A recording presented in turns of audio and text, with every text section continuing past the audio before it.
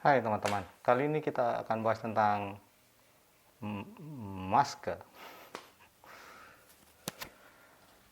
Oke, COVID-19 yang diduga akan selesai dalam waktu 1 tahun yang kurvanya kita anggap sudah akan turun, ternyata masih terus berlanjut di 2021. Oleh karena itu, ada beberapa kampanye yang saya rasa saya perlu sampaikan ke teman-teman karena ini salah satu perlindungan utama dari 5M yang pemerintah baru kemarin meresmikan menjadi 6M. Jadi apa itu masker?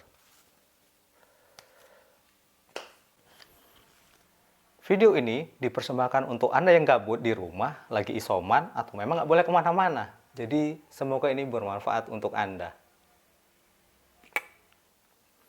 Oke, kita bahas satu persatu. Pertama adalah dari masker yang punya satu lapis saja, atau saya bahasakan pelai lapis.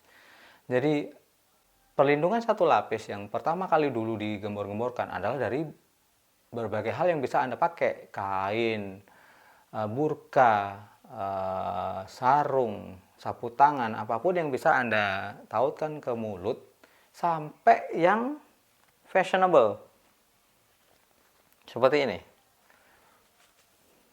Intinya Anda akan merasa nyaman dan safe setelah memakai masker kain seperti ini keluar. Setidaknya ada satu lapisan yang menahan cairan kecil yang namanya droplet itu untuk memasuki area pernafasan Anda. Setelah itu ternyata efektivitasnya terbukti cukup rendah. Dari situlah akhirnya pemerintah, WHO, CDC itu menyarankan Anda untuk memakai lebih dari ini. Jadi masker kain menjadi rujukan pertama ya. Setelah itu pemerintah mulai menyarankan Anda untuk benar-benar memakai masker surgical. Masker medis Anda sebutnya. Padahal sebenarnya di rumah sakit itu masker medis banyak. Ini salah satu masker dasar di medis yang umumnya dipakai di lingkungan yang steril, di lingkungan yang sehat. Prinsip utama masker medis adalah menahan sesuatu dari dalam keluar. Dan ya serta-merta menahan dari luar ke dalam. Jadi kalau Anda di ruang operasi, seorang dokter kalau harus bicara kan ngeluarin sesuatu dari badan dan itu dikhawatirkan menulari pasien sehingga harus memakai masker ini. Nah, ini minimal 2 ply atau regular surgical mask itu 3 ply atau 3 lapisan. Berbeda tingkat keakuratan penyetopan partikel yang berbeda-beda. Jadi dinaikkan ke sini waktu itu di range kedua. Cukup mulai mengurangi tapi mulailah terjadi gejolak ekonomi sehingga orang-orang masih harus keluar berdekatan sehingga mulailah terjadi kebocoran di mana-mana, samping itu terbukti berbahaya. Oleh karena itu mulailah ditingkatkan rekomendasinya. Jadi CDC, WHO mulai menyarankan sepertinya masker medis itu bisa dipakai kalau untuk lingkungan yang memang bisa diatur jaraknya dengan baik. Kalau tidak bisa, yang umumnya terjadi terutama di negara kita, mulailah terjadi diskusi tentang 4 ply atau masker yang memang punya lapisan 4 lapisan tertentu yang bisa menahan. Yang paling ringan di pasaran saya ketemu yang KF94. Ini modelnya KF94. KF94 selain penambahan lapisan, Anda akan menemukan bahwa samping kanan, bawah, atas cukup terkunci dengan sempurna karena ada kaitan di sini besi yang bisa Anda bengkokkan. Iya, pernafasan Anda mulai akan terkejar atau terganggu karena asupan udara luar ke dalam pun juga akan sangat lebih terbatasi dibandingkan yang tadi. Nah, pilihannya banyak selain KF ini, ada juga yang umumnya Anda temukan. Ini juga 3 to 4 ply. Untuk ibu-ibu, nona-nona yang berhijab, ini mungkin pilihan untuk Anda karena ini tidak dikaitkan di telinga, tapi ke belakang kepala seperti ini.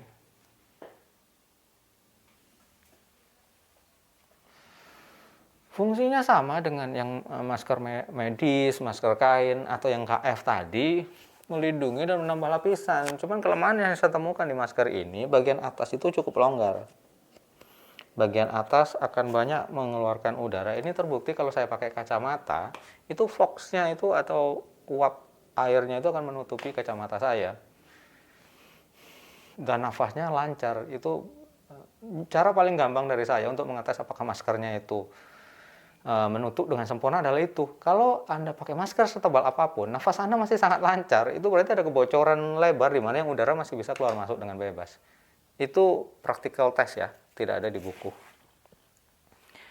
Dan yang terakhir, yang paling reliable, yang saya pribadi sarankan walaupun ini menyiksa, kalau Anda memang perlu keluar rumah, terus bertemu dengan orang-orang, customer, teman, kerja, atau ya harus melakukannya karena bisnis, saya sarankan Anda memakai KN95. Sorry, N95. Karena sekarang di pasaran yang akan banyak Anda temui adalah KN95 instead of N95. N95 sampai sekarang masih seperti bahan atau barang yang privilege banget. Nah, ini sih beberapa masker yang menurut saya esensial jika Anda masih memerlukan beraktivitas keluar. Terakhir, sebelum saya tutup segmen ini, akhir-akhir ini WHO mengeluarkan, CDC lebih tepatnya mengeluarkan saran kalau bisa, kalau Anda pakai masker, itu 2 lapis. 2 lapis seperti apa? 2 lapis untuk menyamai sebenarnya dibandingkan Anda susah mencari KN95 atau N95 bahkan itu susah banget. Mendingan masker yang sudah Anda punya Anda padukan. Jadi sarannya adalah double mask. Berarti dari 3 ply Anda menambahkan 1 more ply. Ini yang sekarang digaungkan pemerintah, digaungkan semua orang. Kalau Anda tidak keberatan, silakan mohon juga dikampanyekan. Ini loh yang sekarang disarankan di seluruh dunia untuk memakai 4 ply dengan cara ekonomis, yaitu surgical mask ditambah cloth mask atau masker kain di luar. Itu saja untuk video kali ini. Like kalau Anda suka, share karena ini menurut saya info yang cukup esensial buat semua orang. Ini dibutuhkan semua orang dan menemani gabut Anda di rumah. Subscribe yang untuk belum. Sampai ketemu di segmen berikutnya. Ciao.